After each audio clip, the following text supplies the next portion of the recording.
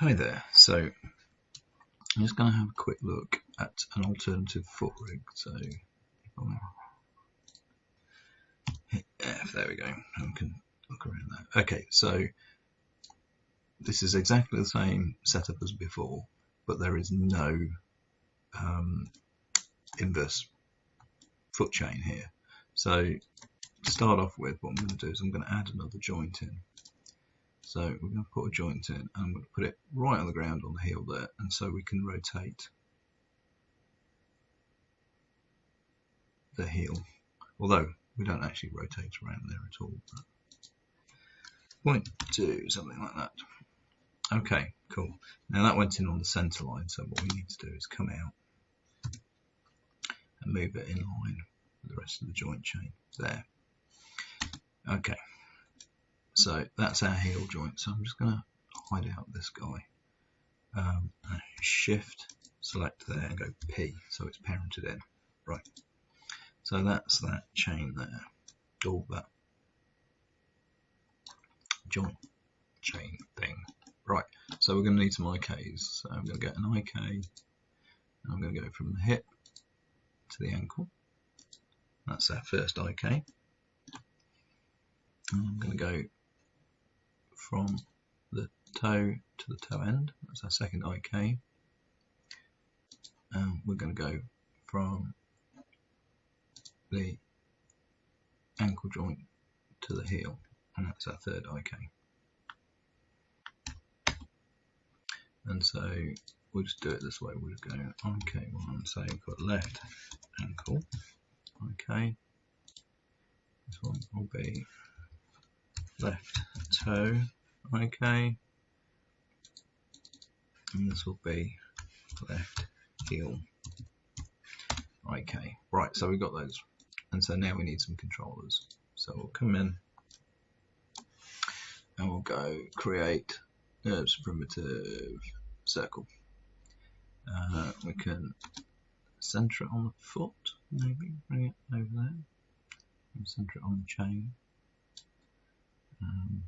Bring it forward until it's just around there, and then maybe go and scale it in.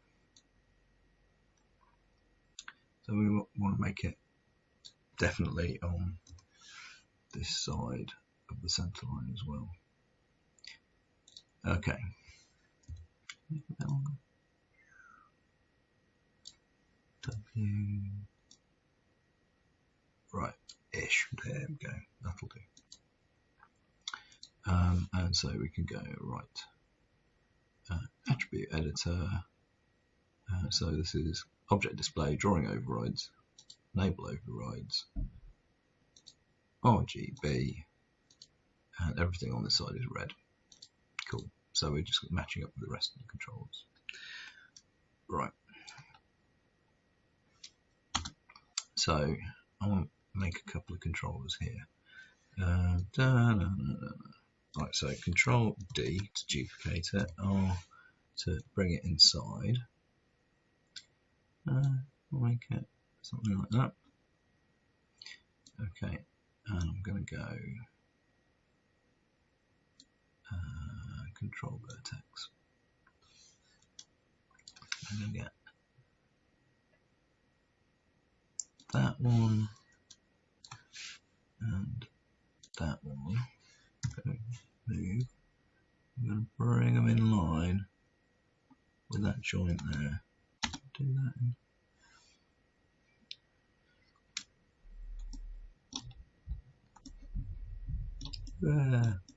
Come here. Well, that's not bad, is it? It's all right in line with that joint-ish bit further forward. That'll do. There you go. They're in line with that joint. Okay, so I'm just going to go object mode. I'm going to have those two. Go show, isolate, select, view selected. Cool. This guy inside Control Vertex. This is just so I can see what I'm doing, really. Get those three at the back there.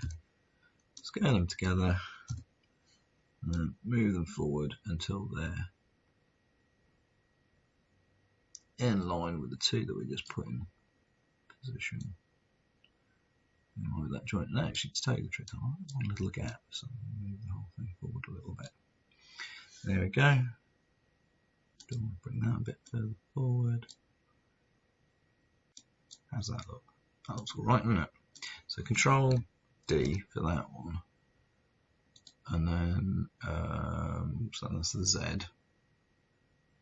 So I'm going to put a minus value there. There we go. Lovely. Look at that. And then I'm going to edit that one. Control vertex. These ones over here. Something like that.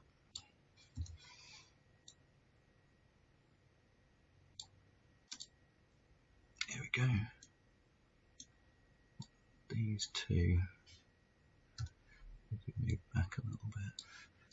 Scale them apart a little bit to get the curve a bit betterer.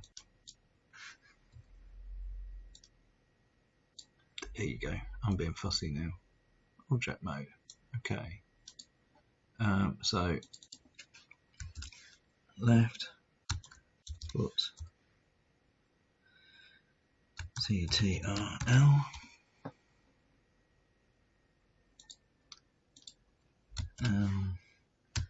Toe CTRL.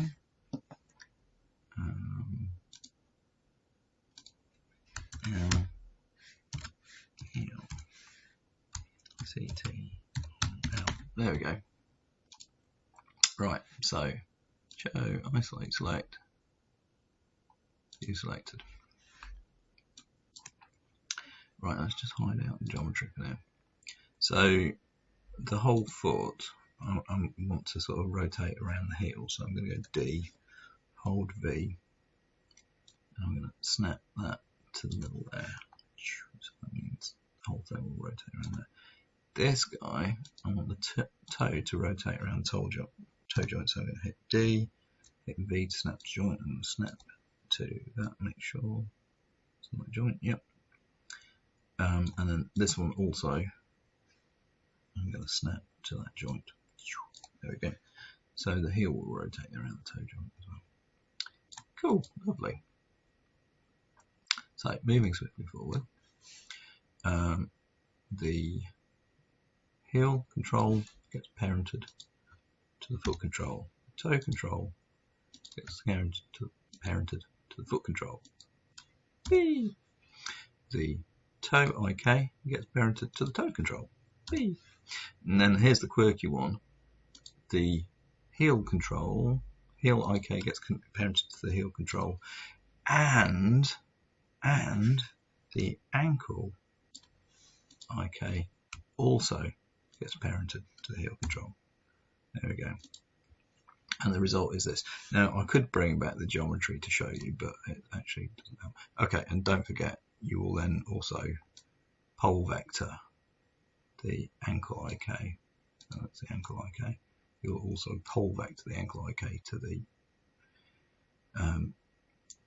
knee target, but still, right, whole foot picks up, whole foot rotates, so that works. Z, Z, Z. Toe rotates up, toe bends, so we've got a toe flip, and then the foot rotates up, or the heel rotates up on the toe there. Okay, and that gives you a really good set of foot controls. I wonder if I can quickly, ta-da-da, obviously.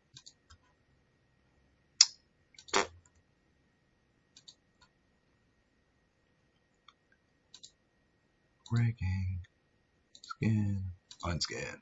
Okay, quickly. So, toe wiggle. Roll up on the heel. Obviously, toe weighting. Z, Z. Right, do that again.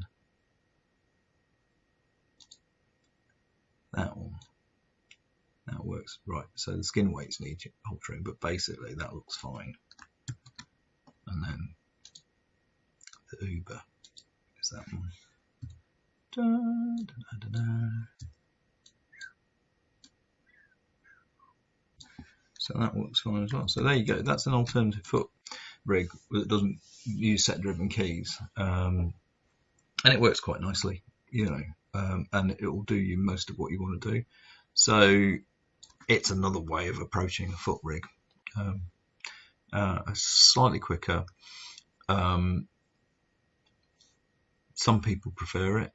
I don't know. I think both versions of the foot rigging sort of work quite nicely, depending on how you're going to animate with them. So I think it just depends on sort of like what kind of controls you want in the feet. So there you go. I think definitely if you're going to do ballet and you need your characters to go up on the toes, then I would definitely use the inverse foot rig. Also, actually, if you're going to rotate on the heel quite a lot, I would use the inverse foot rig. Whereas if you're doing standard walking and just general sort of straightforward and sort of ordinary character animation, probably this would be fine, and it's quicker to do, and it's actually the controls are fairly logical, and it keeps everything in the perspective view, so you're not going out to the sort of like the channel box to animate on the channel box. But I mean, it depends on how much you do animate on the channel box, because some people use those values, the Y values and the X values, quite a lot to animate on. Right, there you go. So that's that one. We'll look at some other alternative rigging methods, maybe the hand next. Okay. Good luck.